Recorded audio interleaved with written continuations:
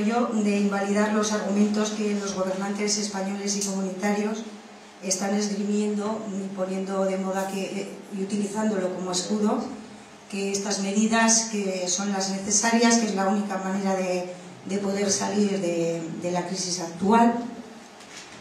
Y bueno, para ello lo que Gabriel propone es, como punto de partida, hacer un buen diagnóstico de la crisis, analizar los pormenores, para luego definir o intentar definir unas medidas económicas, conformar una estrategia y un programa alternativos que convenzan a la mayoría de la sociedad y que sea un programa además aplicable y eficaz. Desde mi punto de vista, lo que a mí me ha aportado, y espero que a vosotros pueda aportar, yo es que he cogido este tema con mucho entusiasmo y que me ha servido como un chorro de agua fresca, estos que caen en verano. Mi teléfono.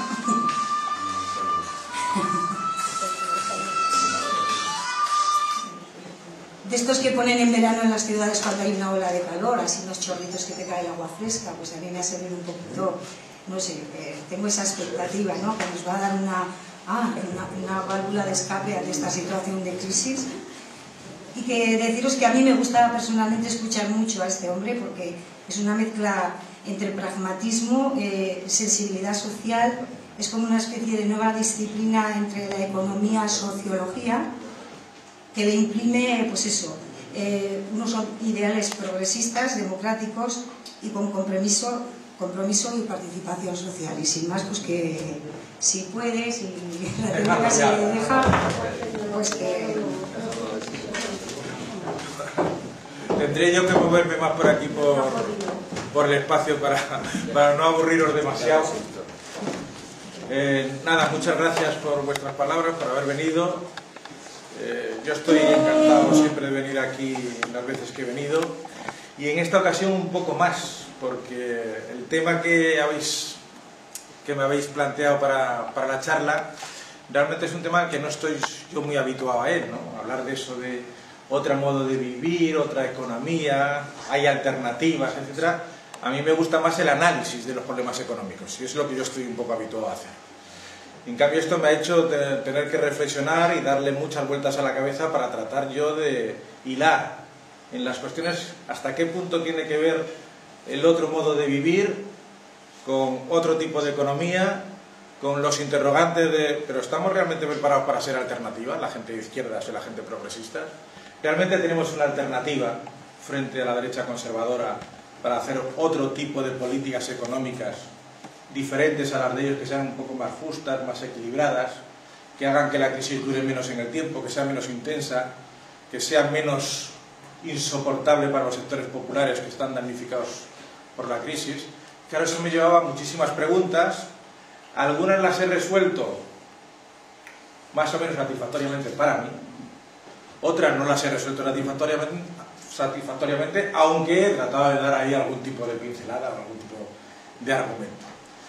Pero no es ni lo que he hecho por escrito ni lo que os voy a poder plantear ahora, ya digo, sin el apoyo de gráficos y de la Escuela de Economía, que a lo mejor es mejor para vosotros incluso, el asunto de que no haya esos apoyos, no es una charla de tesis en las que voy a defender una serie de argumentos. Lo que voy a plantear son los interrogantes que yo me he hecho, las reflexiones que yo me he hecho, para invitaros a que vosotros también hagáis ese tipo de reflexiones, ese tipo de interrogantes, y tratéis de contestarlos también por vuestra cuenta, para ver las dificultades que tiene el tema de plantearnos una alternativa progresista a esta situación, que es una situación relativamente compleja y muy, muy, muy difícil.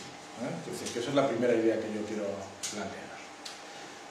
Bueno, yo quería empezar la charla con había dos imágenes, Una era un mar proceloso, con mucha mar gruesa, en la que había ahí los países periféricos de la eurozona, los países del sur de la eurozona, entre los que está España, con una barquichuela, que no era una barquichuela, parecía una cosa de una piscina, en las que resultaba difícil el poder subsistir, el poder sobrevivir en esas aguas. Ese es el problema que tenemos los países del sur. Es decir, que estamos en una situación de crisis financiera por las olas, pero debajo de las olas lo que hay es una situación de debilidades estructurales de la economía española muy, muy, muy fuertes. y que es muy difícil resolver. Entonces, tenemos unas instituciones muy poco adaptadas para que los países del sur de la eurozona podamos navegar en esas aguas. Si abriésemos el foco de ese mar proceloso, veríamos que, en cambio, los países del norte de la eurozona están en un gran buque, en un gran transatlántico, en la que apenas les afecta esas aguas, en las que apenas están sufriendo esa situación.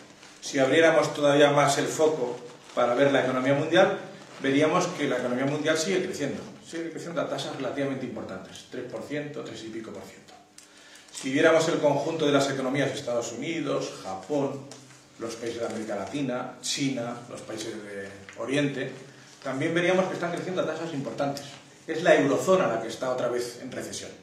Ya estuvimos una vez en recesión, en el año 2009, y ahora estamos en una recesión menos pronunciada, menos intensa, pero digamos que incluso puede que sea más prolongada que la de aquella época. Es decir, que estamos decreciendo. España, por ejemplo, lleva 6 trimestres seguidos decreciendo, es decir, con tasas negativas de crecimiento.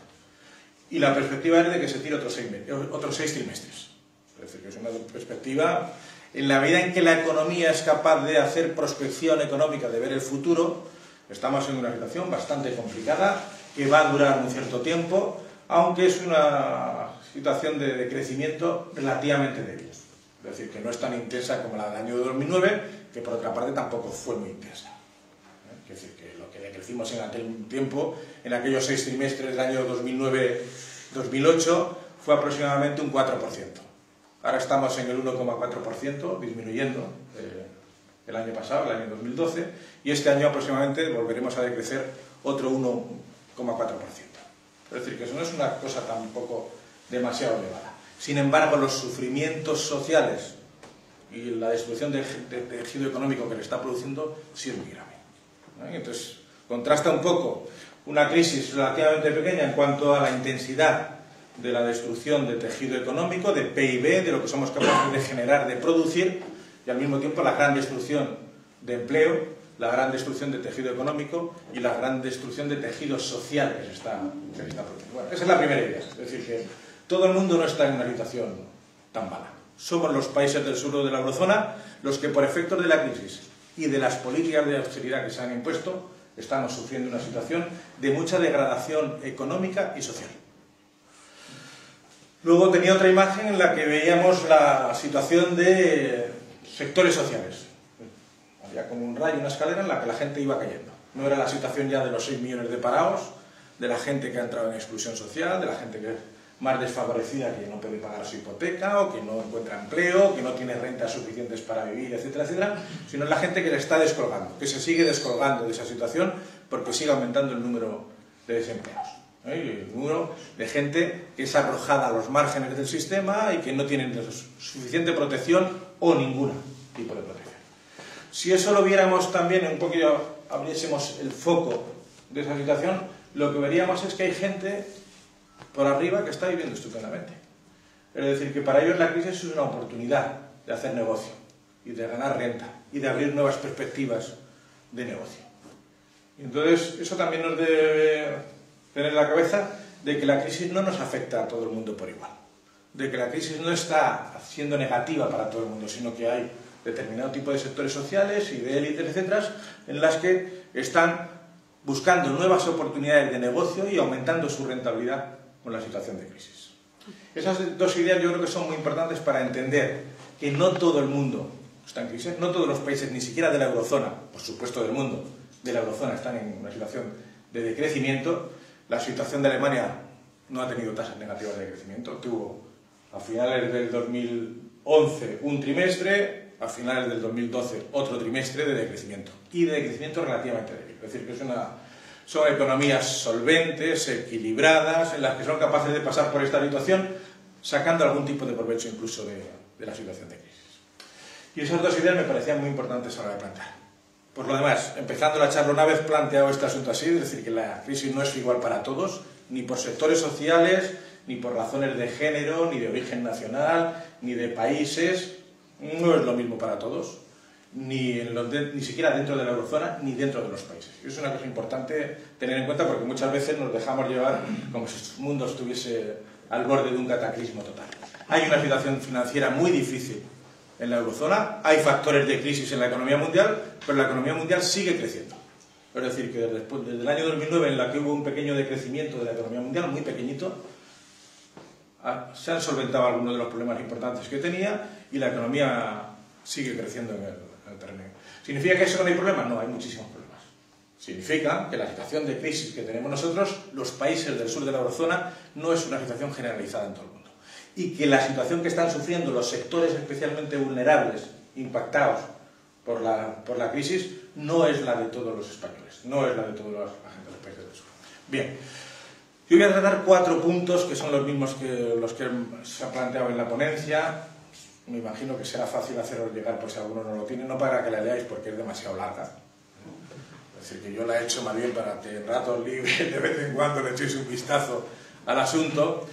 Lo voy a seguir el esquema sin el apoyo del esto y de gráficos y de las cosas, un poquito más complicado, pero voy a tratar de seguir ese esquema. Bueno, la primera cuestión que voy a plantear es: estamos decreciendo. ¿Por qué estamos decreciendo? Es decir, que llevamos 6 trimestres con tasas negativas de crecimiento y lo normal es que nos tiremos otros 6 trimestres más. Es decir, que estamos en medio de esa situación de recesión, no demasiado intensa, pero ¿qué es lo que pasa? ¿Por qué? Lo que pasa es que las políticas que se han impuesto por parte de los países del norte de Europa, que son lo mismo que las instituciones europeas, que son lo mismo que los mercados, es una estrategia de salida de la crisis que está basada en 3 patas. Una es la austeridad. Y esas políticas de austeridad no funcionan. ¿Por qué no funcionan? Lo ha determinado y lo ha establecido el Fondo Monetario Internacional, curiosamente. ¿Por qué no funcionan? Lo que dice el Fondo Monetario Internacional es: nos habíamos equivocado a la hora de calcular el multiplicador fiscal. ¿Qué es eso del multiplicador fiscal? Es cuando tú reduces el gasto público para tratar de equilibrar el gasto público con los ingresos, el impacto que tiene esa reducción del gasto público sobre el crecimiento es mucho más importante que uno. Es decir, que si reducimos el gasto público en 1.000 millones de euros, el PIB, lo que somos capaces de generar de crecimiento, se reduce en más de 1.000 millones de euros. Con lo cual, la recaudación que tiene el Estado disminuye, no aumenta tanto como podría aumentar, y por lo tanto es muy difícil equilibrar las cuentas públicas. Se tarda muchísimo más en equilibrar las cuentas públicas. Con lo cual, el objetivo del 3% del déficit, lo teníamos que alcanzar primero. ¿Qué significa el 3% del déficit? Si hay alguna cosa que no entendáis según lo que estoy diciendo, os lo explico. Me lo preguntáis y yo os lo explico, ¿no? Os doy a veces cosas por hechas que no son del común de los mortales, ¿no? Los que estamos enrollados en estos temas. Entonces, el objetivo que teníamos para no seguir aumentando la deuda pública era llegar a un 3% de déficit. Es decir, que la diferencia entre los ingresos y los gastos públicos en un año fuese el 3%. Ese objetivo era alcanzable, según los que estaban imponiendo esas políticas de austeridad, en 2013. Ahora nos han dado un plazo más al 2014. Y en 2014 tampoco lo conseguiremos. Quizás lo consigamos en el 2016, si las cosas van bien. ¿Qué es lo que significa eso? Que el impacto que tienen los recortes del gasto sobre el crecimiento son mucho más importantes de los que plantearon. Y que por lo menos las pastillas. Bueno, esto quizás nos va a aliviar un poquito más. Esta era la barquichuela, estos son los países del sur de la eurozona. Es lo que os he explicado. Ampliando el foco veríamos que la mar no está brava. Veis que la barca, la institución que hay para hacer frente a esa mar bravo, no vale para nada. Eso valía cuando era una piscina. Es decir, cuando aquí había mucho negocio inmobiliario y cuando venían muchos capitales de fuera a bajo interés, y mientras eso funcionaba crecíamos mucho más que los países del norte de Europa. Cuando estalla el problema financiero, estalla la burbuja financiera y estalla la burbuja inmobiliaria, no tenemos el barco adecuado para navegar en esos mares. Esto es la visión social dentro de España, dentro de los países del sur, de las personas que están a punto de caer en una situación de exclusión social, de marginación, de quedarse sin empleo, sin posibilidades de renta, sin posibilidades de poder pagar su hipoteca, sin posibilidades de mucho tipo.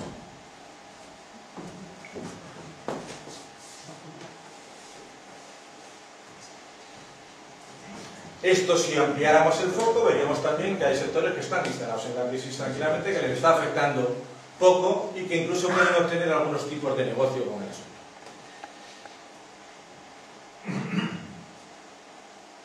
Bueno, este es el título. Este era el guión que estaba empezando a plantear. Voy a hablar de las previsiones económicas, lo que estaba haciendo ahora. Luego me plantearé algunos interrogantes sobre la crisis para ayudarnos a pensar qué es eso de cómo podemos plantearnos la solución de la crisis. Las propuestas que hoy existen, las herramientas que hoy tenemos sobre la mesa para plantearnos una alternativa de carácter económico, otra economía, y luego los problemas que tenemos de carácter social, cultural, etcétera, de que necesitamos una sociedad mucho más viva de la que existe, mucho más organizada, mucho más consciente, mucho más crítica, para poder apoyar una alternativa diferente. Bueno, sobre las previsiones económicas, lo que estaba diciendo, es decir, las políticas de austeridad no funcionan, por lo que os he dicho, ese asunto del multiplicador fiscal, es decir, que es muy difícil, rebajando el gasto público, tiene un impacto muy grande sobre la economía y, por lo tanto, impide recaudar dinero en la medida suficiente y se alargan los plazos, existe reducción del déficit público, pero una reducción muy lenta. Y la deuda sigue aumentando. Es decir, la deuda este año estará en el 90%, el año que viene estará en el 100% del PIB. Es decir, deberá el sector público 1 billón de euros y tendrá que... ¿Qué significa eso de 1 billón de euros? Significa que este año, solo en gastos financieros, en intereses, tendremos que pagar 38.000 millones de euros. Y que a poco que los problemas de la situación de los intereses se desmadre un poquito, tendríamos que tener un superávit, más ingresos que gastos, de casi 40.000 millones de euros, eso se llama un déficit primario, de más 4 puntos del PIB positivo. ¿Para qué? Para que no siguiese aumentando la deuda.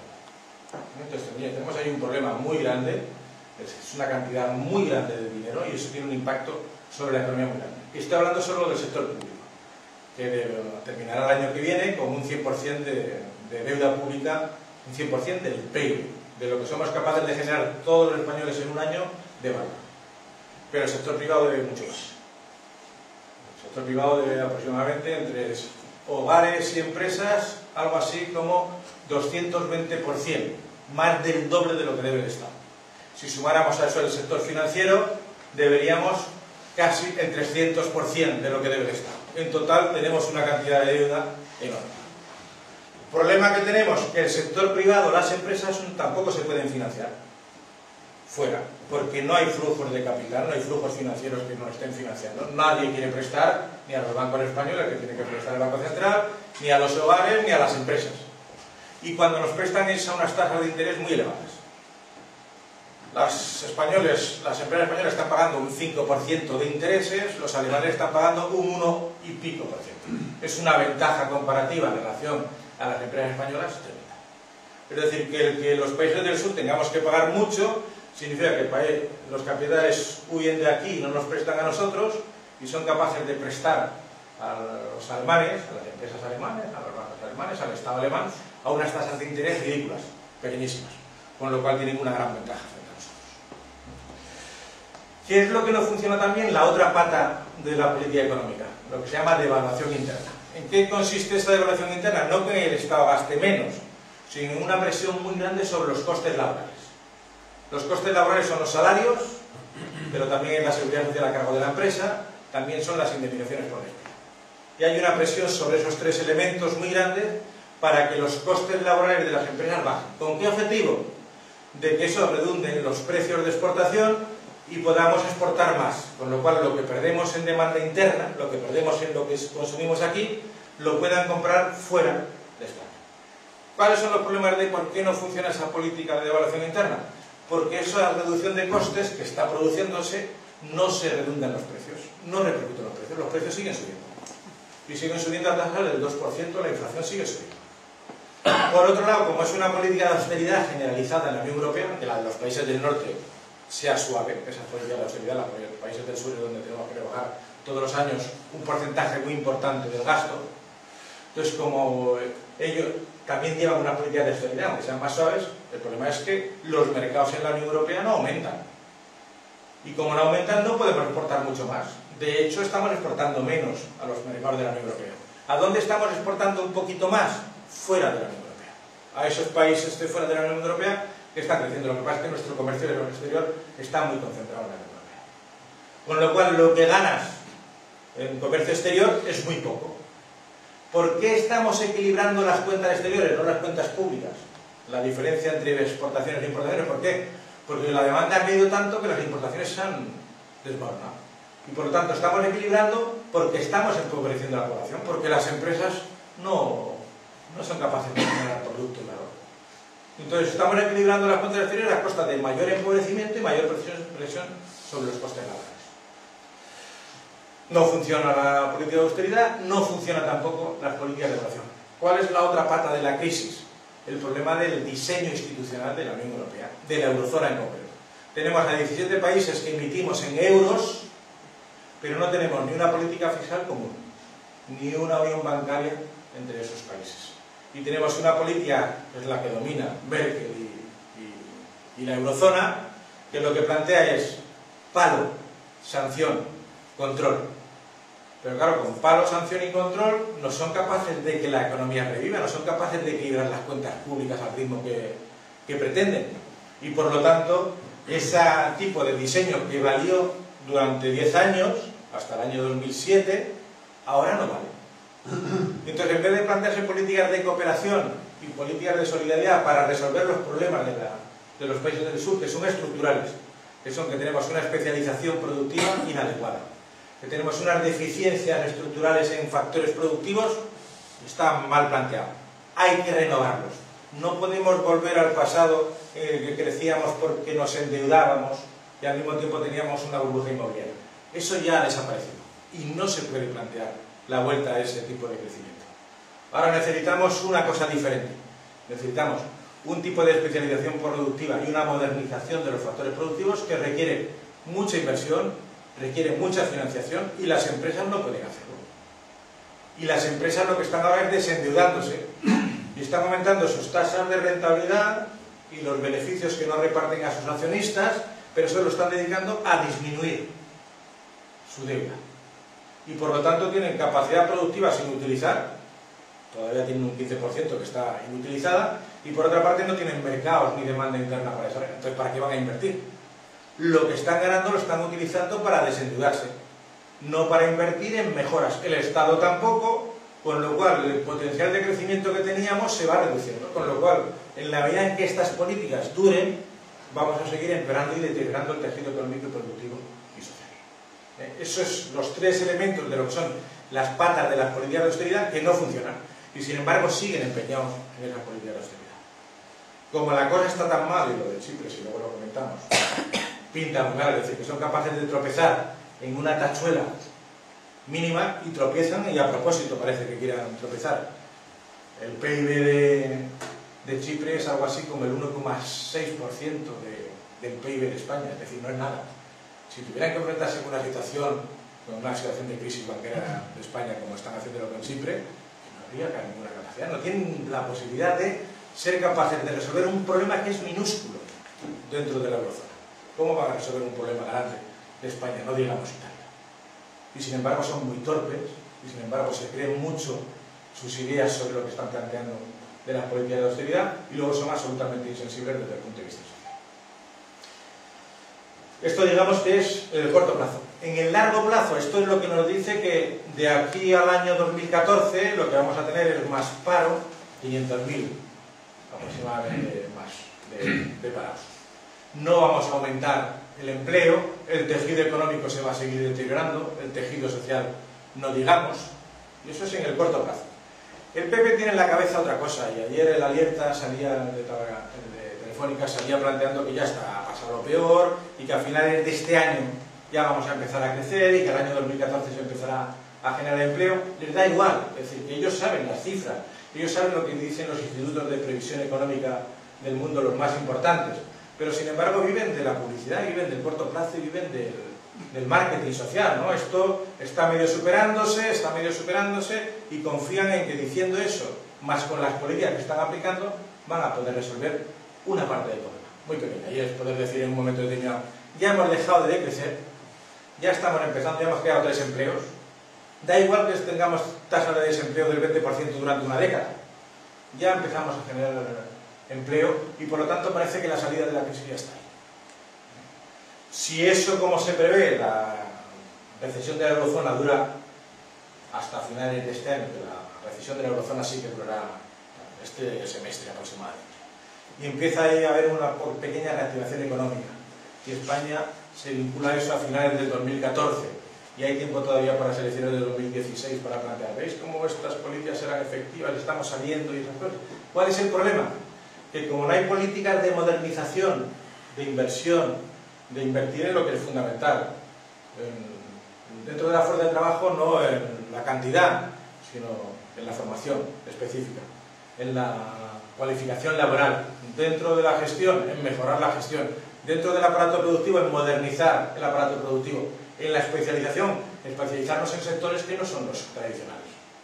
Es decir, no tanto en servicios de bajo valor añadido y ladrillo, que ya no podemos plantear eso, porque eso dependía de una financiación muy barata y muy abundante que nos venía de fuera, y eso no va a poder conseguir. Y como eso no se puede plantear, lo que tenemos es unos hogares y unas empresas muy endeudados, que va a tardar muchos años en desendeudarse. Tenemos un sector financiero con muchos problemas, a pesar del banco malo y a pesar de todos los intentos de crear la unión bancaria, tenemos un problema muy grande con el sector bancario, y en la medida en que el paro siga persistiendo, y en la medida en que el desempleo siga aumentando, y en la medida en que la protección social disminuye, etc., se va a contagiar la situación de los deudores a los bancos, y la situación de morosidad va a seguir aumentando. Y eso, aunque haya mucho banco malo, y aunque hayan tratado de separar los activos de riesgo en un banco semipúblico. ¿Qué es lo que tenemos también? El paro. El paro es una amenaza contra los salarios. No hay nada más efectivo en contra de los salarios que tener 6 millones de paros, o 5. Eso es una presión sobre los salarios y sobre los costes laborales tremendos, porque hay 6 millones de personas, 5 millones de personas dispuestas a trabajar en unas condiciones muy malas, dispuestas a trabajar en unas condiciones de trabajo y de renta muy bajas. La presión sobre los salarios va a seguir aumentando y va a seguir existiendo durante mucho tiempo. Entonces, todos estos elementos lo que nos indican es que las bases de la situación de deterioro del tejido productivo, del potencial de crecimiento, van a seguir existiendo durante bastantes años. Independientemente de que en algún momento, que yo creo que estará más cerca de finales del 2014 que de finales del 2013, como plantea el gobierno, empecemos a crecer y empecemos a crear una pequeña cantidad de empleo y puedan decir, oye, que ya me parece que estamos saliendo del asunto. No, esta salida de la crisis lo que significa es empobrecimiento, sigue presión sobre los salarios, sigue buscando los mercados fuera y no dentro, y sigue planteando una situación de desigualdad social, de desvertebración social importantísima. Esa es la política que van a intentar vender y que van a tratar de que una parte de la población compre, porque está desesperada y porque lo que quiere ver es algunas luces en el asunto. Si eso lo consiguen a finales del 2014, con una campaña de publicidad, con una campaña de decir, yo creo que hay mucha gente que compraría, que estaría dispuesta a creerse esas cosas. ¿Cuál es el problema que tenemos entonces los sectores progresistas y de izquierdas? Una situación muy complicada para que la gente entienda que esa salida es una salida de empobrecimiento, que es una salida de convivencia con el paro, con altas tasas de paro.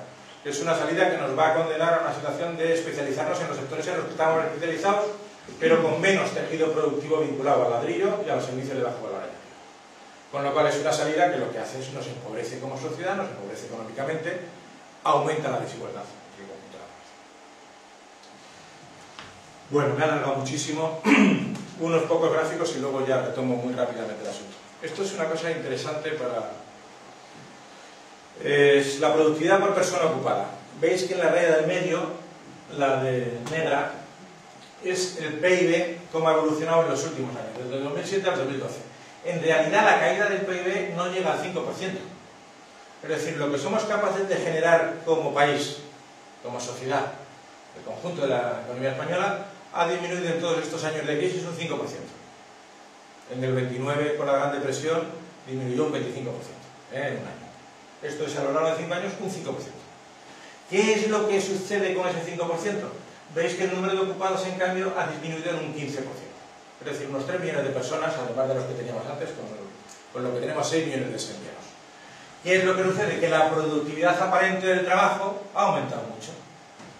¿Qué significa eso? ¿Que ha mejorado en algo la economía? No, no significa nada. Significa que somos capaces de producir bastante más con 3 millones de parados más. Es decir, que la gente que sigue trabajando, gracias a intensificar las horas o a intensificar la capacidad de presión de las empresas para utilizar mejor la mano de obra, es capaz de producir mucho más valor que antes. Y eso aparentemente parece que la productividad dice, mira qué bien vamos, está aumentando la productividad. No, lo que está pasando es que los empleos menos productivos de los sectores menos productivos o que no tenían futuro han arrasado a ellos. Con lo cual la productividad aparente del trabajo ha aumentado en más del 12% en estos años. Estos son los costes laborales. Pasa algo parecido, ¿no? Los costes laborales nominales, es decir, lo que pagan cada año. Costes laborales, acordaros que no solo son los salarios, son la seguridad social a cargo de la empresa y las indemnizaciones por despidos, fundamentalmente. Eso ha aumentado un 3% en total durante estos 5 años, es decir, un 0 y pico por ciento cada año. ¿Qué es lo que sucede? Que los precios, el IPC, la inflación, ha aumentado muchísimo más, un 8%. Tampoco es que los precios estén disparados, porque con esta tonalidad de la demanda no pueden dispararse, pero han aumentado mucho más. ¿Qué es lo que sucede? Que el coste laboral real, que tiene algo que ver con la capacidad real adquisitiva de los salarios, ha disminuido. O sea que tenemos que producimos un poquito menos, con muchos menos empleos y que además están peor pagados. Con lo cual alguien se está forrando. Si suceden estas dos cosas al mismo tiempo, y es que con menos empleo producimos casi lo mismo y encima se paga bastante menos, un 5 o 6% de media, estos son siempre medios, se paga menos a los que están trabajando, pues significa que hay la rentabilidad de las empresas, los márgenes de las empresas están aumentando. Estas son las previsiones de Producto Interior Bruto, de inflación y de déficit público. En amarillo está lo de España. ¿Veis? Estas son unas previsiones de un banco francés. Más o menos casi todas están por ahí. Este es un poco más pesimista de lo normal, ¿no? Pero digamos que es... Veis que en España tenemos un menos 1,4 en el 2012, un menos 1,7 en el 2013 y empezamos a crecer en el 2014, un 0,5%. Con eso no hay ninguna posibilidad de arreglar nada, pero empezamos a crecer. La inflación sigue aumentando los precios y el saldo presupuestario, veis que el 3% está bastante más alejado. Aquí está el 10% en el 2012, porque parte de la ayuda bancaria, aquí en España, en el déficit público en el 2012, ha sido no llega al 7%. Si a eso le sumamos las ayudas que ha habido al sector bancario, está en el 10%. Esas ayudas no forman parte del déficit, pero porque no está catalogado como tal, porque solo se puede plantear, si queréis luego lo repito un poco más detalladamente si tenéis interés en esto, el déficit, si no va a cubrir las ayudas públicas perdidas del sector bancario, no se consideran déficit. Se consideran que ha habido ahí un préstamo, con lo cual la deuda pública aumenta, pero no se plantea como déficit. Por eso no está muy mal que el gobierno diga que no ha sido nada más que el 6,7%. Si veis Estados Unidos, positivo. Si veis Japón, positivo. Si veis Reino Unido, positivo. Europa Central, positivo. Rusia, positivo. América Latina, positivo. China, mundo. Está creciendo. Están creciendo. ¿Dónde no crece? La eurozona. Pero Alemania sigue creciendo. Poco, pero sigue creciendo. Son los países del sur de la eurozona, que solo están Italia y Francia y España, los que están decreciendo. Y los que están decreciendo de forma notable. Esto es una gráfica muy interesante y es cómo son los beneficios de las empresas después de impuestos de intereses y dividendos. Los dividendos son los beneficios que se reparten a los accionistas. Eso está reduciéndose mucho. ¿Por qué? Porque las empresas lo que quieren es tener esos beneficios, convertirlos en fondos propios, en reservas, para no depender tanto de la financiación externa de los bancos, para no pedir préstamos. Los impuestos también están reduciéndose mucho, es decir, el impuesto de sociedades, que teóricamente tiene un tipo del 30% para la gran empresa, en realidad están pagando de media un 5% la gran empresa. Y estas dos cosas han disminuido muchísimo. Los intereses están tratando de que no aumente, pero están aumentando. Pero el resultado final de que los impuestos y los dividendos disminuyan y los intereses aumenten es que el beneficio en relación con el PIB de España, que antes estaba próximo a Francia o a Italia, fijaros, a partir de la crisis se dispara. Entonces, los beneficios contando después de impuestos, después de los dividendos, la economía española, las empresas tienen muchísimo. ¿Qué es lo que pasa? Que con esto no invierten. Están desendeudándose. ¿Y por qué no invierten? Porque no hay demanda, y por otra parte porque tienen todavía un margen sin utilizar de su capacidad productiva que pueden estar sin invertir durante un tiempo. ¿Cuál es la consecuencia de esto? Que las empresas se descapitalizan, que las empresas no invierten en tecnología, no modernizan su estructura productiva, con lo cual es una apuesta de futuro en contra de cualquier tipo de crecimiento, ¿no? Pero es muy interesante porque fijaros que Italia y Francia siguen en los mismos niveles, más o menos han recuperado más o menos los mismos niveles que antes de la crisis. No, pero España es tremendo. Tenemos un 14% del PIB que se lo apropian las empresas como veces. La productividad total de los factores es no solo el producto, el valor del producto en relación con el empleo que hay, sino en relación con el empleo y el capital. Entonces aquí veis que la recuperación de la productividad global de los factores, lo que podríamos decir, llamar progreso técnico, estamos peor que en el año 98. Estábamos peor porque lo que crecíamos era en sectores en los que había poca necesidad de progreso técnico. Estaban basados en mano de obra y en mano de obra barata. Iba disminuyendo, no es que disminuyera mucho, ahora hay una pequeña recuperación, pero estamos todavía por debajo. Fijaros que tenemos aquí una situación de dos escuelas diferentes, en Francia e Italia, que tiene una situación todavía peor que nosotros en cuanto a progreso técnico. Muy interesante para ver cómo se van deteriorando las capacidades de crecimiento futuro de la economía. Voy muy mal de tiempo. Inversión productiva real. Fijaros aquí la gran diferencia de España, la economía española, lo que invierte en aparato productivo en relación a las otras. Es menos de la mitad. Es decir, que la capacidad de invertir en el futuro, invertir es siempre apostar por el futuro. La capacidad de invertir que tenemos cayó muy importante y todavía no nos hemos levantado. Bien, acabo con este asunto. Voy muy rápido en las otras cosas porque lo que me han dicho es que me interesa el debate. Yo creo que es verdad que interesa mucho más el debate de lo que yo pueda decir, ¿no? Interrogantes sobre la superación de la crisis. Yo tengo ahí varios interrogantes. Os voy a decir muy brevemente mi opinión. Creo que eso es bastante discutible, mi opinión. Pero yo lo que os invito es a que vosotros, posteriormente, os interrogáis también sobre estas cuestiones y tratéis de buscar. Yo creo que de lo que como sociedad seamos capaces de contestar a estas preguntas o a otras parecidas, va a depender el tipo de conflicto social que va a desarrollarse, cuál es su alcance, qué posibilidades tenemos de ganar en ese conflicto social, los sectores populares que apostamos por otro tipo de salida progresista a la crisis o de izquierdas o como se quiera plantear. Yo creo que del pozo que resulte, no de cada uno de nosotros, sino del pozo que resulte como sociedad, como conjunto de sociedad, yo creo que va a determinar mucho las posibilidades de salir de otra manera de la situación de crisis. Pues, ¿qué se entiende por salir de la crisis? Para mí es una cosa relativamente fácil de decir, mucho más complicada de hacer. Es recuperar los niveles de empleo, de bienestar, de bienes públicos que teníamos antes de la situación de crisis, es decir, en el año 2007-2008. ¿Qué es lo que sucede? Que no podemos recuperarlo con la misma estructura económica que teníamos en ese tiempo, porque parte de la estructura económica ha desaparecido y ha desaparecido para siempre. Es decir, que el sector del ladrillo, el sector de los servicios baratos, basados en empleo sin cualificar y mal pagado y con malos contratos y esas cosas, eso ya no se puede plantear, porque estaba basado en una financiación muy abundante que nos venía de los países de Europa. ¿Y por qué venían aquí? Porque era más rentable invertir en España, les resultaba más rentable invertir aquí que invertir en sus países. Eso ha desaparecido y no va a volver. Por lo tanto, si queremos salir de la crisis, tenemos que plantear un cambio de esa estructura productiva, un cambio modernizador de los factores productivos, de la fuerza de trabajo, del capital, y de buscar nuevos sectores en los que podamos crear los empleos que se han perdido. ¿Puede ser la salida de la crisis fácil, rápida, sin coste? No. Es decir, mucha gente lo que plantea es una idea y decir, en base a esa idea salimos de la crisis. No, la crisis no es un problema de un factor.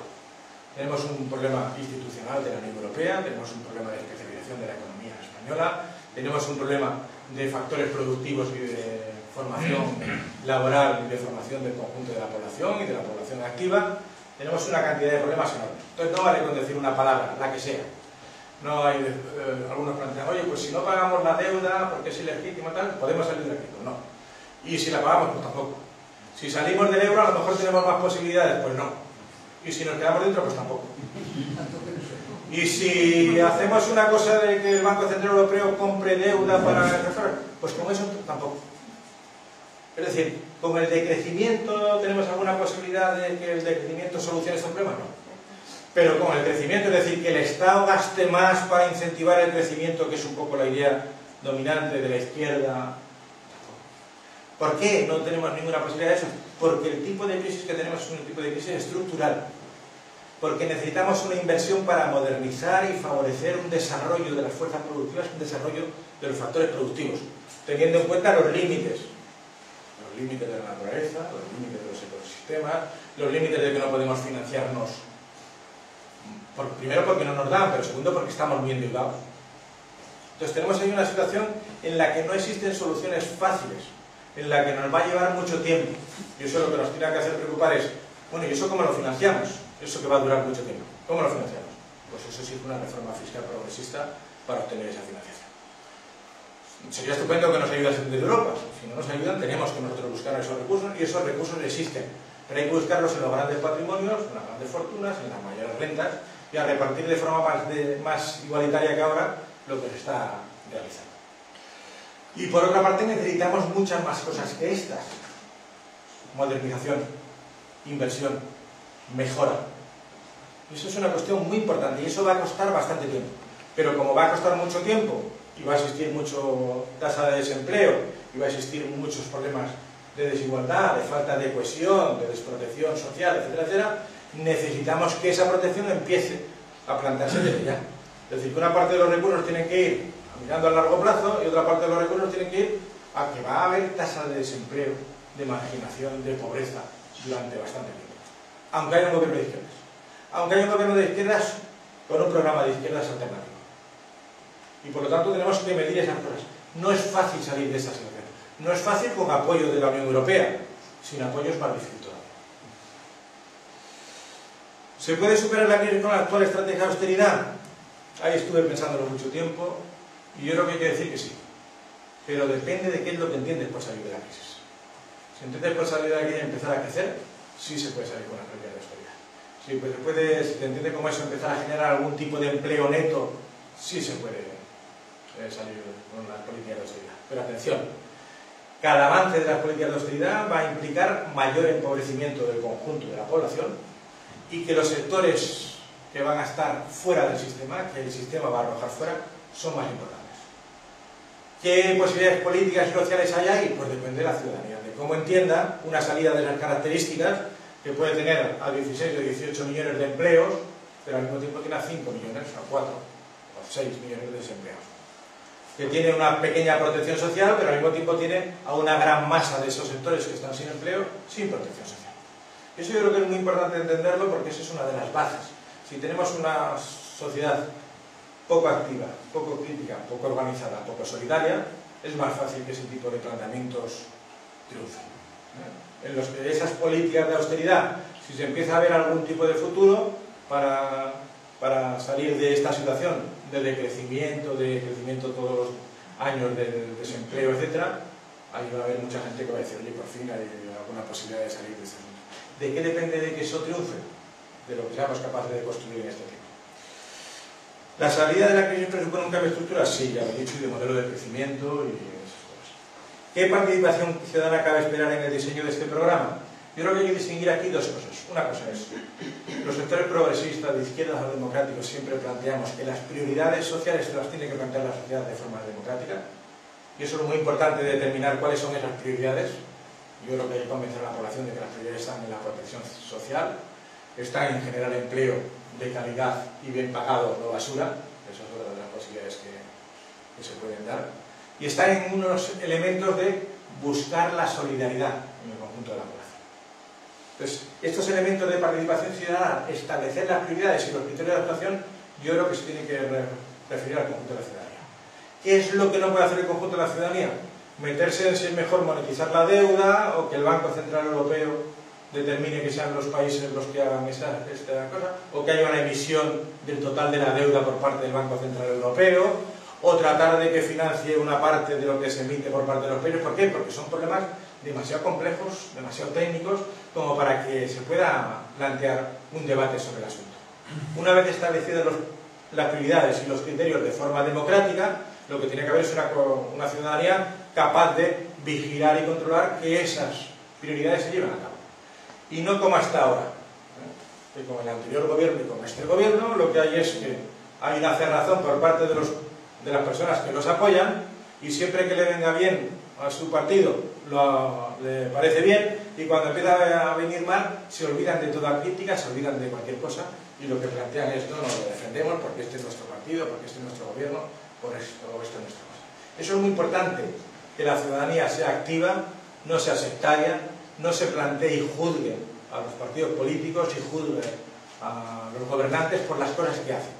Eso es muy importante para que esa ciudadanía activa, crítica y organizada sea capaz de no solo construir una alternativa, sino también tener un respaldo ciudadano suficiente para llevar a cabo ese punto. Propuestas para salir de la crisis. Yo he hecho una tipología de 3. Se podría hacer una tipología de muchísimos tipos de propuestas. Es decir, que tenemos sobre la mesa herramientas para poder afrontar la crisis. Por una parte están las reivindicaciones de los afectados. Yo ya he puesto 4 o 5 ejemplos que me parece que es de lo que más se puede aprender. Es decir, las plataformas de afectados por las hipotecas, las plataformas de afectados por las preferentes, a esos que les han engañado los bancos, vendiéndoles unas participaciones perpetuas en las que ya no tienen ningún valor, y se lo hicieron pero abiertamente, ¿no? Es decir, engañando a la gente abiertamente, algunos no, pero una buena parte engañándole. Tenemos la experiencia de la marcha verde de educación, o de la marcha blanca de la sanidad pública. En Madrid tenemos una experiencia muy interesante también de defensa del canal de Isabel II, que es el canal del agua público de ahí de Madrid, para que no lo privaticen. Entonces, ¿qué es lo que tienen todos esos elementos en común? Que con unas consignas muy fáciles de entender, con unas reivindicaciones que son capaces de lograr la simpatía del conjunto de la población, que son capaces de superar las separaciones entre los partidos políticos, es decir, que son capaces de que la gente del PP diga: pues claro, es que esto que está haciendo con las hipotecas es una locura, o ¿por qué se tiene que privatizar el canal de Isabel II si nos está dando agua buena para el conjunto? ¿Para que hagan negocio una gente? ¿O por qué los médicos han sido capaces de despertar las simpatías en los hospitales de los enfermos, de la gente que está recibiendo ayuda, etc.? O con los profesores ha pasado lo mismo. Es decir, que tenemos ahí unas reivindicaciones muy sencillas, capaces de despertar la simpatía de la gente, que esclarecen cuál es la estafa de las políticas de gestión de la crisis que están haciendo los gobiernos, y que son capaces de poner en la picota a gente que hasta ese momento, hasta que despertaron estas plataformas de afectados, parece que con ellos no iba a la crisis. Parece que ellos no tenían ninguna responsabilidad en el asunto, sino que pasaban por allí. No, no, sois vosotros los que estáis aplicando estas leyes. Sois vosotros los que estáis privatizando la sanidad. Sois vosotros los que estáis. Eso está creando una conciencia, está creando un pozo, está desvelando los intereses de gente muy poderosa, que hasta ese momento estaba oscuro. ¿Por qué la izquierda no es capaz de haber hecho ese trabajo? Pues eso es un planteamiento que yo me gustaría que nos hiciéramos todos. Es decir, ¿por qué estas plataformas unitarias son capaces de, con reivindicaciones muy sencillas, despertar la simpatía, el apoyo, movilizar a la gente, y sin embargo la izquierda no es capaz de hacer estas cuestiones? No significa que ahí no estén los organizaciones de izquierda, de la gente de izquierda. Significa que no están respondiendo, están apoyando esas plataformas, cosa que hace muy bien, pero tendríamos que aprender de ese tipo de reivindicaciones para poder desarrollarlas más. Tened en cuenta que esto es muy eficaz. Estos grupos lo que están consiguiendo es que no haya tanta privatización, que no haya tantos desahucios, están consiguiendo cambiar las leyes, están consiguiendo cambiar la actitud de los partidos, están haciendo que los partidos tengan que responder a esas necesidades de la gente, están moviendo a un montón de conciencias y de gente que están desarrollando ese tipo de tareas. Eso es esencial. Yo creo que ese es el camino en el que es fundamental plantearse.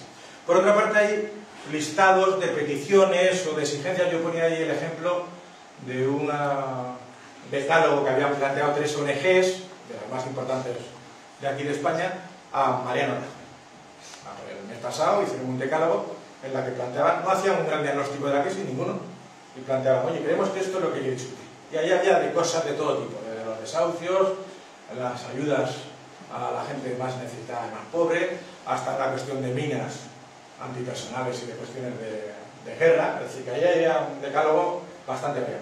¿Qué interés tienen este tipo de reivindicaciones o de propuestas? Que esas organizaciones hacen un esfuerzo de síntesis. Siempre se puede decir, oye, ¿por qué esta y no esta, que a mí me parece más importante, o al otro? Pero están haciendo ahí un esfuerzo de síntesis. Están diciendo a la población, estos son lo que nosotros queremos plantear. Y están diciendo al gobierno, oye, que nosotros queremos negociar sobre esto, que veis que es fácil, nosotros planteamos aquí soluciones a este tipo de problemas. Háblalo con nosotros y vamos a plantearnos a ver si somos capaces de resolverlo. Con lo cual la gente que recibe ese tipo de reivindicaciones, lo que está diciendo es, frente a lo que está haciendo el gobierno, hay gente que está planteando esto que es razonable. Y hay una lista de soluciones que se podrían arreglar las cosas. ¿Por qué el gobierno no discute estas cosas? ¿Por qué no se plantea un debate social sobre estas cosas? Yo creo que ese esfuerzo de síntesis es muy importante, aunque no haya diagnóstico. Y por último, lo que planteaba son este tema de los programas alternativos. 5 minutos más, me callo. Hay diferente tipo de estudios más sesudos, de economistas y de gente que plantea diagnóstico, alternativas mezcladas y vinculadas a los diagnósticos. Yo ponía ahí el ejemplo del libro este que es bastante famoso, de las cosas que así son de referencia, de Garzón, Torres y Vicente Navarro. Un libro que se llama precisamente Hay alternativas. Al final del libro nada menos que plantean 115 alternativas. Yo creo que es muy interesante el tener alternativas. Decir a la gente, oye, que se puede hacer esto en vez de lo que está haciendo el gobierno. Y sobre este aspecto podríamos hacer esto en vez de lo que está haciendo el gobierno. A mí me parece menos interesante que las otras dos, pero yo creo que también son herramientas a utilizar y que para algunas cosas son importantes también vincular el diagnóstico con las reivindicaciones. ¿Qué problemitas le veo a este tipo de alternativas? Yo creo que muchas veces lo que se plantea es, tenemos alternativas, lo que nos hace falta es votos. Lo que nos hace falta es fuerza política para plantearnos llevar a cabo esas alternativas. Yo creo que si la izquierda se plantea el problema de salida de la crisis solo desde el punto de vista político-electoral, está equivocándose. Es decir, que necesitamos también, que es la última parte de lo que voy a plantear, otro tipo de sociedad. Hemos avanzado mucho en el tipo de sociedad que teníamos, en su carácter crítico, en su carácter organizado, en su carácter reivindicativo, en relación a lo que teníamos hace 4 años. No es suficiente todavía. Es decir, al mismo tiempo que nos planteamos alternativa y construir alternativa desde un punto de vista social, si no somos capaces de cambiar los valores que han estado impregnando durante 20 o 30 años esta sociedad, el avance de un tipo de criterios y de valores, es muy difícil que se sea capaz de sostener a un gobierno de izquierdas, a un gobierno progresista, capaz de aplicar unas políticas que no gustan nada a sectores muy poderosos, no solo aquí en España, sino en Europa. No solo se trata de un problema de fuerza política, se trata de un problema de fuerza social, se trata de un problema de voluntad, se trata de un problema de criterio, de una sociedad, tener una sociedad más organizada, más viva, más crítica que la que teníamos hasta este momento. Por otra parte, hay otro problemita muy pequeño en este tema de muchas alternativas, en las que normalmente se plantean las alternativas sin ver las contradicciones que hay entre unas y otras. Es decir, que hay propuestas que nos pueden llevar a un objetivo, pero siempre tienen contraindicaciones. Esas propuestas siempre nos alejan de otros objetivos. Y es muy bueno que aprendamos a hablar a la gente diciéndole, esta propuesta tiene estas contraindicaciones. Y con esta propuesta podemos conseguir esto, pero nos aleja de este otro objetivo. Plantear que las cosas no son sencillas ni en política económica ni en ningún tipo de política. Y que no se trata de sumar alternativas, sino se trata de establecer prioridades que lo establezca la sociedad y de que la gente un poquito más preparada técnicamente le plantea a la sociedad, esto se puede conseguir de esta manera, de esta otra o de esta otra. Mirad a ver cómo queréis que se consiga. Y esto tiene estas contraindicaciones y esta tiene estas otras. Y por último, el otro modo de vivir, perdón por alargarme tanto, es lo que estaba planteando. Yo creo que hemos avanzado mucho como sociedad en relación a antes de mayo del 2010. En mayo del 2010 se rescata de Grecia y es la caída del caballo de Zapatero apoyando las políticas de austeridad que les imponía Europa. Zapatero no solo hizo decir, oye, que me están imponiendo esto y no tengo más remedio, no tengo margen. No, lo que planteó es, estas políticas nos van a sacar de la crisis. Estas políticas de austeridad son las únicas que podemos hacer porque nos las están imponiendo, pero es que además son unas políticas que nos van a sacar de la crisis. Si la gente del PSOE, los votantes del PSOE, hubiesen estado más críticos en ese momento, probablemente el PSOE no estaría tan destrozado como está ahora y con tan pocas posibilidades de remontar en el tema. Entonces, a partir de ese momento, la ciudadanía empieza a ver, oye, los efectos que está teniendo estas políticas, no parece que los brotes verdes vayan muy para allá y no parece que la situación esté cambiando demasiado ni que estemos mejorando mucho con las cosas. Y luego hay otro hecho significativo que es el 15M del año siguiente, del 2011. y ahí lo que hace es un movimiento fuera de los partidos. No significa en contra de los partidos, ni en contra de la política, pero sale fuera de los partidos, que no serán capaces de causar ese tipo de indignación que había, y se es capaz de generarse un tipo de ciudadanía que dice, independientemente de lo que digan los partidos, yo quiero manifestar mi indignación y voy a plantear propuestas. Y voy a plantear de tipo político, algunas muy alocadas, otras estupendas, otras... Es decir, que es la ciudadanía, con todas sus contradicciones y con todos sus líos, lo que está planteando. Desde ese momento lo que ha habido es un desarrollo del espíritu crítico, un desarrollo de la movilización, un desarrollo de decir la ciudadanía tenemos derecho a plantearnos reivindicaciones políticas y los partidos nos tienen que escuchar y el gobierno nos tiene que escuchar más, porque es nuestro representante. Si somos capaces de desarrollar esa indignación y de convertirnos en una ciudadanía más activa, más organizada, más crítica, no en contra de los partidos, en contra de algunos partidos y a favor de otros. Es decir, que al final tiene que haber confluencia también política para tener alternativas. Pero somos capaces de desarrollar esa ciudadanía con sus alternativas, con su capacidad crítica, con su capacidad de comprensión, en el nivel en que se pueda, pero de forma más organizada, más crítica, etc. Yo creo que estaremos construyendo al mismo tiempo la alternativa y al mismo tiempo el respaldo social que se necesita para que un gobierno de izquierdas, un gobierno progresista, pueda desarrollar políticas alternativas. Y eso ahora no lo tenemos. Hemos avanzado mucho, pero no lo tenemos. Tenemos que plantearnos las herramientas que tenemos de alternativa, las que os he contado y otras que nos pueden ocurrir, pero tenemos que ser capaces de construir más ciudadanía, más alternativa. Durante los últimos 20 o 30 años lo que ha predominado en la ciudadanía es un tipo de valores y de criterios que son mercantiles. Es decir, que lo que se ha promovido es ciudadanos en los que se plantea cierto abandono de sus criterios políticos, por eso la corrupción, que no es una cosa nueva, no producía apenas indignación. Cuando se denunciaba no tenía apenas eco pero existía la corrupción y existía la denuncia. El problema es que no tenía calado. ¿Por qué? Porque la situación era otra completamente distinta. Es ahora cuando están aplicando las políticas, es cuando la situación de la ciudadanía es muy dura, cuando eso se percibe más claramente. Entonces, lo que necesitamos es recuperar la capacidad de la sociedad para decir, tenemos derecho a intervenir, a regular, a que la economía esté a favor de las personas, no esté a favor de buscar beneficios para las empresas, porque eso nos va a sacar de la crisis cuando inviertan. Esa capacidad de decir, no solo somos actores activos en cuanto a lo que se tiene que hacer, sino que exigimos un tipo de políticas a un tipo de políticos que nos solucionen los problemas. Yo creo que eso es el fundamental. Y para eso hay que relegar lo mercantil, la competitividad, la búsqueda del máximo beneficio, etc. Hay que relegarlo al campo en el que tiene algún sentido. No como hasta ahora, que han pasado de las relaciones mercantiles en las que tienen algún sentido de organizar la producción, el consumo, etc., han pasado a la sociedad y a las relaciones sociales. Y ahora lo que tenemos que hacer es revertir ese proceso y que predominen otro tipo de valores, otro tipo de criterios, otro tipo de ciudadanía que sea capaz de eso que ha trasladado y se ha traspasado de los mercados de la sociedad, ahora decir, nosotros tenemos capacidad para imponer en los mercados un tipo de regulación que beneficie a la ciudadanía y no al revés. Y para terminar, y esta vez sí, bueno, mi economista de cabecera es el Roto. Yo siempre empiezo la escuela con uno de estos. Lo que dice este es, déjate de maullidos, si quieres sardinas, coge. No se sabe muy bien si es un gato o un tigre.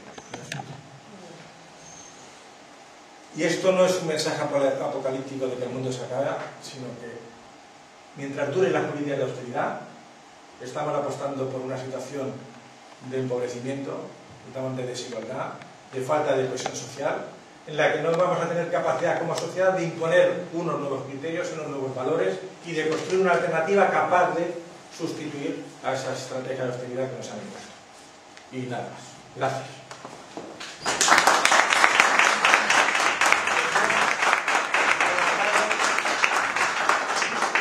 Pues nada, que me queda poquito tiempo, a ver si alguna tenéis alguna pregunta, procurar ser...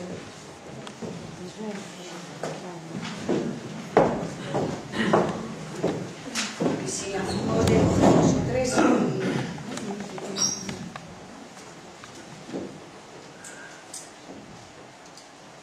pues María José, después Eneco, David y José Luis.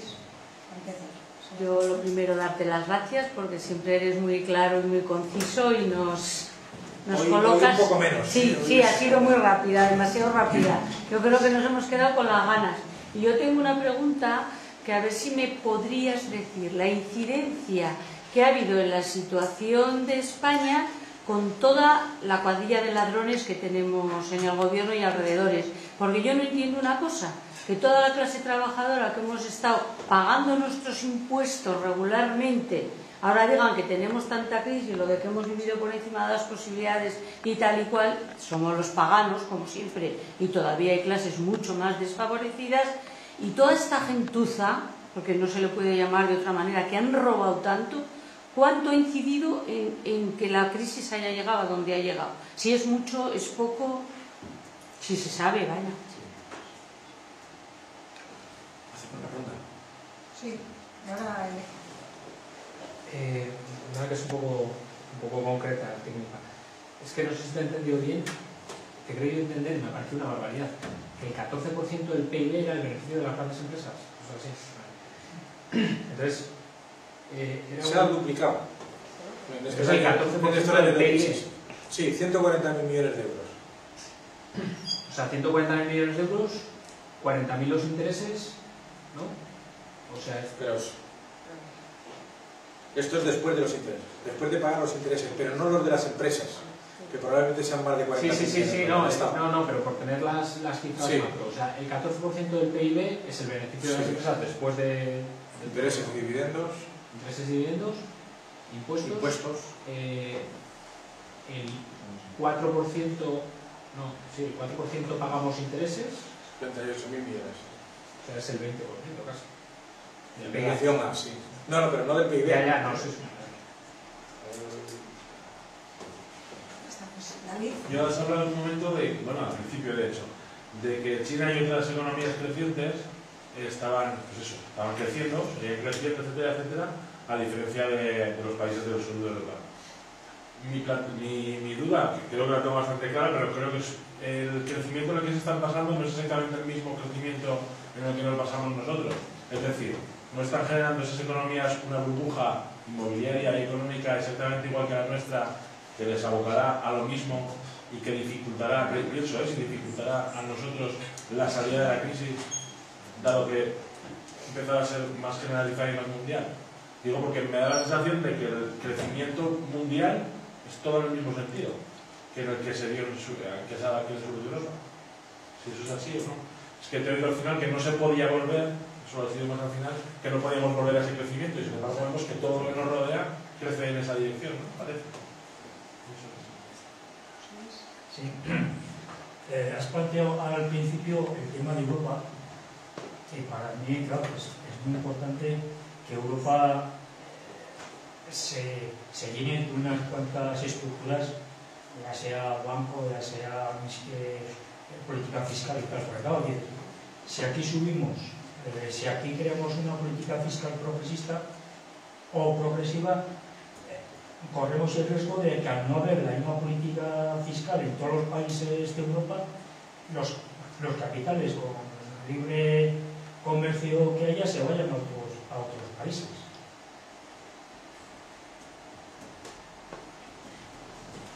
Sí, Como queda Mariano, con él terminamos.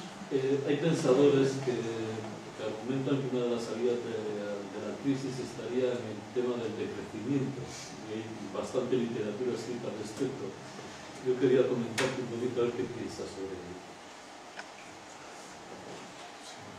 Preguntas. Vamos a ver, sobre el primer tema, la corrupción, los ladrones y tal. Yo creo que es la crisis se podría explicar perfectamente sin corrupción, sin ladrones. Es decir, que los problemas que tenemos se podrían explicar, tanto los problemas de deuda pública. El problema de deuda pública es que nosotros teníamos los ingresos tributarios del Estado que estaban basados en esas burbujas. Es decir, que es que se conseguía mucho dinero por una vía que estábamos creciendo mucho. Tanto el IVA como el impuesto de transmisiones patrimoniales para primera vivienda, segunda vivienda, es que se estaban cerrando. Una parte del Estado estaba aumentando mucho. Como había mucho consumo, también. Como había muchas compras de productos, también estaban recaudando mucho. Pero era una recaudación basada precisamente en ese crecimiento, basada a su vez en una burbuja financiera y inmobiliaria. Cuando esa burbuja estalla, los ingresos caen y sin embargo los gastos no pueden caer tan rápidamente, porque es que si no, no se puede atender prácticamente nada del Estado. Entonces, el aumento del déficit y el aumento de la deuda no se explican por la corrupción. Lo que pasa es que además teníamos mucha corrupción y había mucho ladrón y había mucha gente que metía la mano donde había mucho dinero.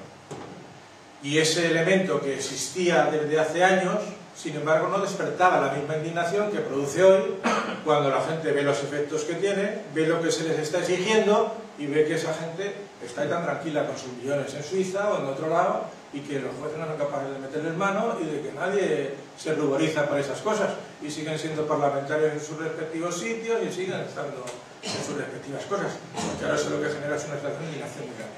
Y eso claro que contribuye y que ha contribuido a la situación. Pero la explicación de la crisis se puede hacer perfectamente sin ese tema.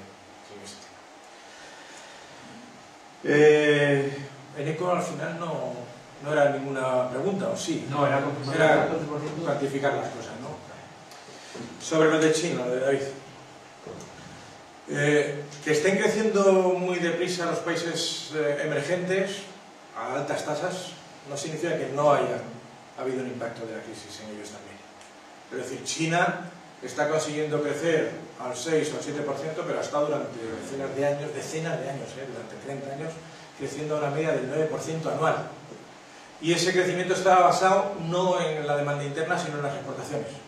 Gracias a la inversión extranjera y como eso... Ahora lo que están haciendo es cambiando el modelo de crecimiento. Y lo que están haciendo es creciendo en función del crecimiento de la demanda por la vía de aumentar los salarios. Y eso naturalmente las exigencias que tienen allí de medioambientales, laborales, etcétera, son prácticamente nulas. Es decir, que la lucha contra la desigualdad mundial y contra la pobreza debe mucho a China, porque se haya reducido mucho la pobreza mundial, debe mucho a China y a India, pero al mismo tiempo el tipo de sociedad que están creando allí con el Partido Comunista a la cabeza. Y en una sociedad teóricamente rara, China, comunista, capitalista y que convive los dos sistemas, es un desastre. Pero están ahora creciendo por la vía de la demanda interna, por la vía de que los trabajadores que están en los sectores industriales, exportadores, etcétera, están aumentando su capacidad de renta y están comprando vivienda y puede que estén generando ahí una burbuja inmobiliaria. Es decir, siempre que hay más demanda de lo que son capaces de ofrecer, pues puede existir. Para mí el problema no es tanto fundamentalmente tratar de ver qué es nuestro modelo de crecimiento, sino que hay unos límites en los ecosistemas y en los recursos naturales que no pueden llevar a que esas tasas de crecimiento por parte de China y de India se mantengan durante otros 30 años. Es que no es capaz de soportar. Pero hay un problema bastante grande, porque los que seguimos contaminando fundamentalmente y los que seguimos consumiendo materiales y energía, fundamentalmente seguimos siendo los países capitalistas desarrollados. Entonces allí tenemos que plantearnos eso. El impacto de la crisis es importante, es decir, que son 2 o 3 puntos menos, pero lo que sigue habiendo es un crecimiento por parte de todos estos países, en los que como estaban muy desconectados del sistema financiero, la burbuja, les ayuda a la burbuja financiera, no les ha afectado mucho. Y como están planteándose unas reformas dentro para que sea la demanda interna la que esté sustituyendo allí, no como aquí, ¿no? Las exportaciones sustituyen, allí lo que quieren es sustituir con la demanda interna, tienen que aumentar las rentas salariales. Y eso significa que el nivel de vida de la población está aumentando en todos estos países porque está basado en eso. Lo que tiene muchos aspectos positivos y tiene un aspecto muy negativo de que ellos no tienen todavía ni la legislación ni la conciencia, etcétera, de lo que son los límites del planeta. Pero no podemos ir nosotros a darle lecciones, porque nosotros somos los que fundamentalmente estamos contaminando. Somos los países capitalistas desarrollados los que consumimos fundamentalmente energía y materiales y los que tenemos que reducir. Y que nuestro crecimiento sea capaz y compatible con un desarrollo sostenible en el que no consumamos tantas energías y con materiales. Luego, en relación con Europa, yo estoy de acuerdo en que yo no estoy por la salida de una economía, yo creo que fuera del euro, fuera de Europa sería el mismo desastre, sino más que... Pero tampoco podemos aspirar a que nos resuelvan los problemas en la Unión Europea.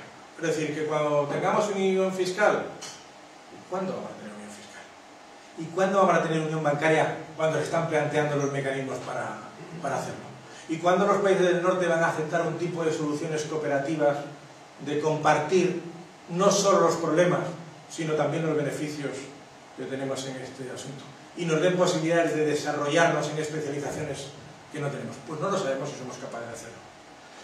Yo soy partidario más bien de un pragmatismo, de decir, hay que seguir presionando para que esta lazos políticos, alternativa política, social, de valores, etc., se haga desde Europa, porque desde Europa es más fácil hacerlo, pero sin embargo nosotros tenemos unas exigencias. No podemos esperar a que haya unión fiscal. Los estados son muy fuertes, los estados tienen capacidad para intervenir. No es un problema solo de márgenes, de que nos dan márgenes o no. Tenemos posibilidades de plantearnos alternativas con los recursos que tenemos, pero ¿qué nos hace falta? No solo fuerza política, no solo una coalición electoral de izquierda. Nos hace falta un nuevo tipo de sociedad más fuerte, capaz de respaldar ese tipo de políticas. Si tenemos una capacidad... Fijaros lo que ha pasado en Chipre hoy, ¿no? Han sido capaces de que el Parlamento diga que no por primera vez.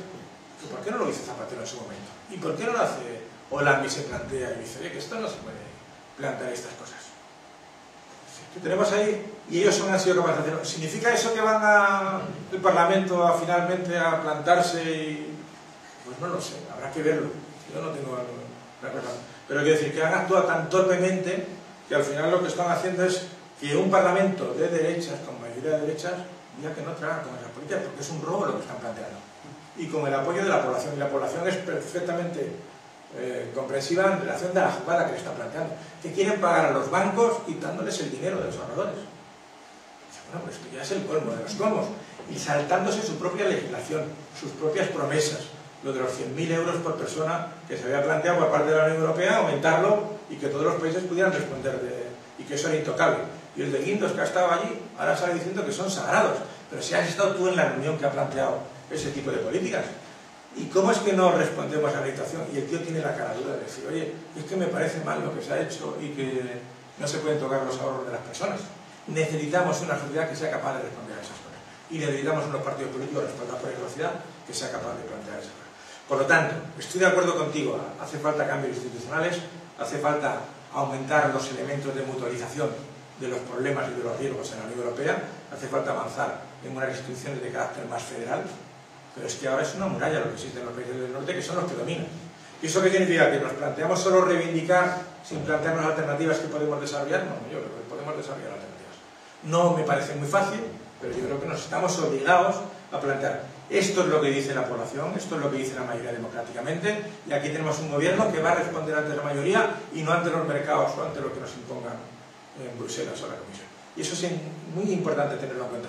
Y si nada más que podemos ir hasta aquí, pues probamos, a ver. En fin, igual que están probando ahora los chipriotas.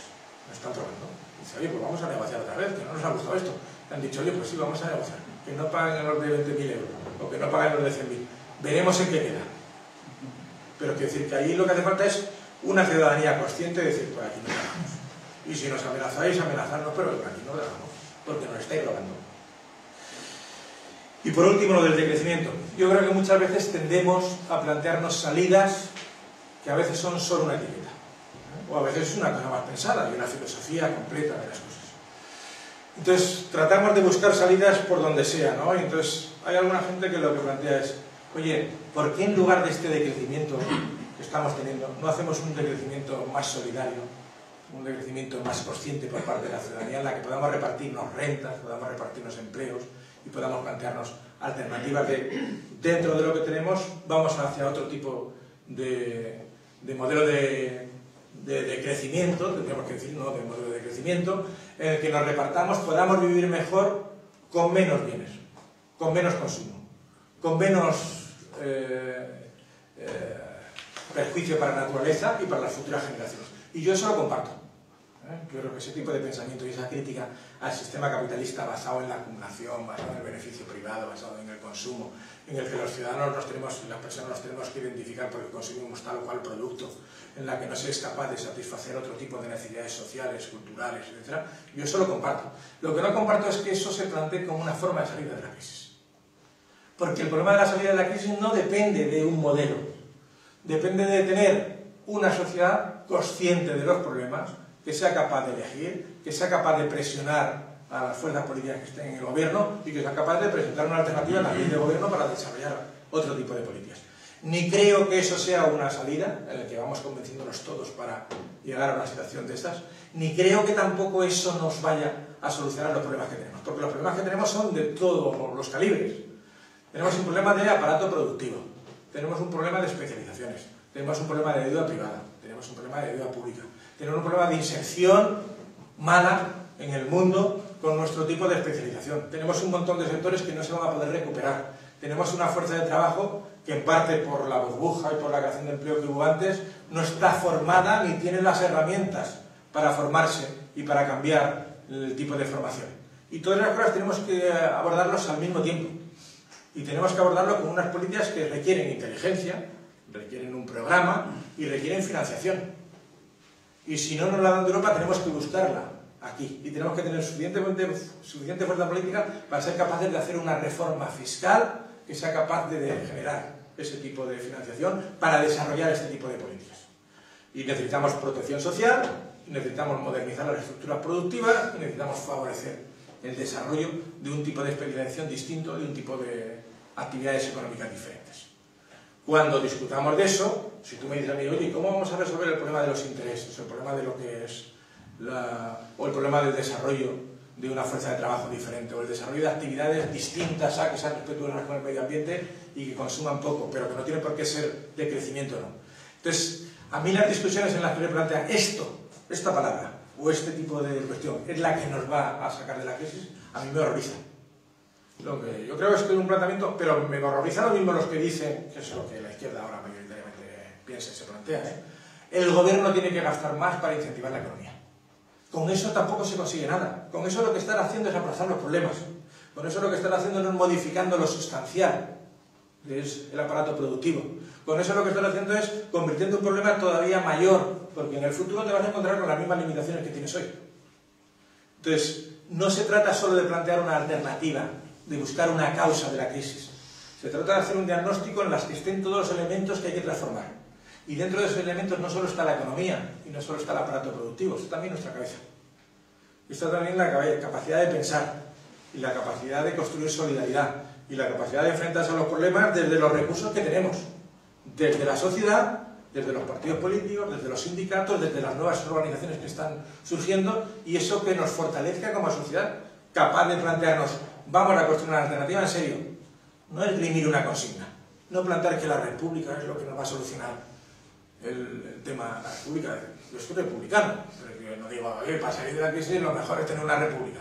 Pues me parece que eso no se plantea, no es lo que tenemos que plantear. Tenemos que plantearnos una sociedad madura, en la que sea capaz de enfrentarse todos los problemas que son muy graves, que nos van a mantener en una situación de dificultad grave durante bastantes años. Y eso tenemos que combinar la protección de los sectores desprotegidos y al mismo tiempo el cambio del aparato productivo y el cambio de modelo productivo y el cambio de especializaciones. Y eso cuesta muchos años hacerlo. Hay que tener inteligencia, hay que tener recursos, hay que tener gobierno y hay que tener una sociedad para poder desarrollar eso. Si no somos capaces de construirnos como sociedad, capaz de respaldar esas alternativas, no vamos a conseguir el cambio que necesitamos. Y lo fundamental aquí es que son las personas, es decir, que tengamos una economía que vuelva a ser dominada, no solo regulada, no, dominada por la sociedad, en la que la sociedad establece los límites de lo que es el enriquecimiento permisivo para las empresas y de lo que es el tipo de actividad que es permisivo por la sociedad. Si somos capaces de recuperar esa capacidad de regular la actividad mercantil, la actividad de las empresas, tendremos un elemento de transformación en el futuro. Bueno, me alargo muchísimo. Bueno, pues oye, pero vamos a ser más puntuales que nada, creo yo casi. Pero ha habido poco...